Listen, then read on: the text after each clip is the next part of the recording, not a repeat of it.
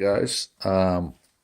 I'm here to talk about the pros and the cons of these three different griddles. We have cast iron. This is Emeril Lagasse cast iron. On one side, it has the flat surface. The other side, you have the ridges. Sorry. This right here is from QVC, the chef's chef's companion. This is aluminum with some type of coating on it. It has ridges on one side, and it has the flat on the other side. And this is the Little Griddle Euro Q Junior, which features a little reservoir for the grease drippings, and it's made out of pretty good heavy-duty stainless steel. I like using all three of these, and I would say probably for different uses, I would go with different ones. And then at the very end of this video, I'll tell you if I could only have one, which one I would choose. We used this. We did some veggies, and we did some what was it? Veggies and some chicken on this, and it worked out really well. We did it on the little Weber Go Anywhere, the rectangular one with charcoal, and it worked out well. At the end, you can see there's still some marks. I spent a decent amount of time cleaning it with a SOS pad, and it got, for the most part, it got clean. It's clean enough to use right now, I would say. And it left a good enough. It got a good browning effect on the vegetables that we cooked on it. If I haven't done bacon on it, I'm sure it would do a great job with bacon. I think this grill right here, this griddle pan, would be really good on a gas grill. I think it would work out really well on a gas grill. This right here is, I got it through QVC. Right now it's on sale for $17. It's pretty lightweight. It's got these little handles which make it easy to handle and stuff. I put it on my 22-inch kettle, fit right in the middle. I had two charcoal baskets underneath it. I put one charcoal basket kind of here, one charcoal basket here underneath it, and then I placed a couple coals right in between, so there was even heat. And I started out with bacon, put some sausages on there, onions, everything browned up really nicely. And I don't know if you can tell from this, it's a really good size lip right there.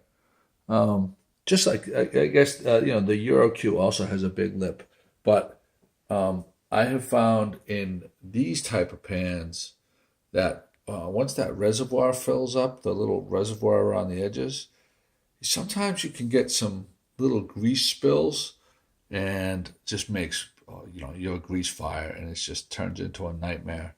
So I let the grill cool down.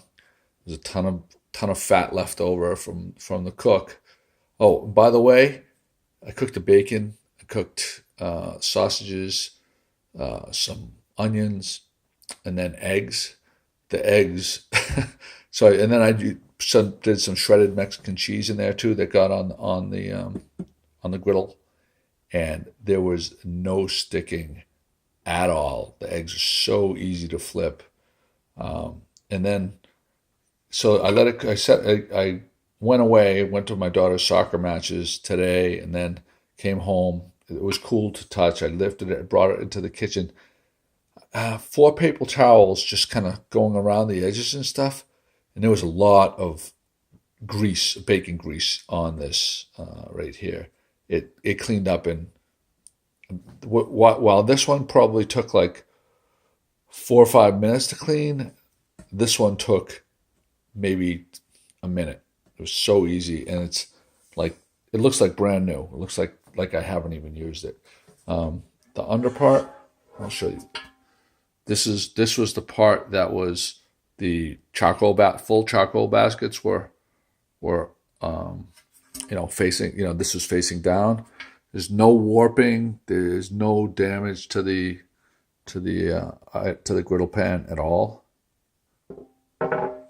Easy here. On this one, as you expect, no damage at all to that. And that's ready to cook on. I know a lot of people are fans of cast iron. I like cooking with cast iron too. I think maybe part of it is people take pride in the extra maintenance that you have to do to take care of it. I could have cleaned, don't pay attention. I can clean this up much nicer. It was out there and I brought it in for the purposes of this review. But you can't compare how easy this thing was to clean, literally just wiping it down with paper towels, with the maintenance you have to do with cast iron, as far as I'm concerned anyway.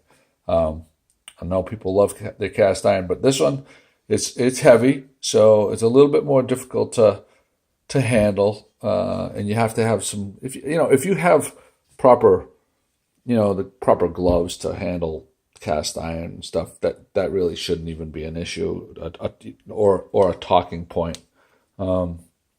I think for me, also I should mention, this griddle pan fits perfectly in the grooves of a rectangular Weber Go Anywhere. You just lay it right in where you can take out the grill grate and lay this right in there, and it rests almost as if it was designed for it. It fits perfectly. You can't fit. Not many people actually. Well, some people do, but most people are using like a 22-inch kettle or an 18-inch kettle. This will work just fine on that.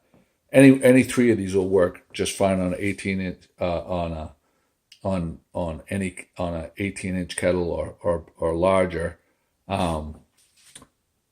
This right here probably you wouldn't use on a small Weber Go Anywhere. It would just kind of be awkward. The lips might get in the way. This is perfect for the Weber Go Anywhere, and this actually worked out well too. But if I had to pick just one, so this was $33 new. I forget how much these are there, but I imagine that they're probably between 30. They're probably right around $30, and this one was $17. This is a really, really nice unit. I'll provide a link for it. I don't know. I'm really enjoying it. I'm gonna cook a lot of breakfasts on this thing, because it's just so easy to use. But those are three different options for you. There's also cast iron skillets that you can use. Cast iron skillet, you wouldn't have any issues with grease coming over the little edges or something like that and having a grease fire, because a cast iron skillet has even thicker edges than that. But I really like the low maintenance of this. I mean, I've only used it once. I used it this morning, but I kind of fell in love with it the first cook. Over time, we'll see. But this seems pretty durable. It's and it worked out well. I hope you enjoy the video. I'll leave links on where you can purchase these things in the show notes. Thanks.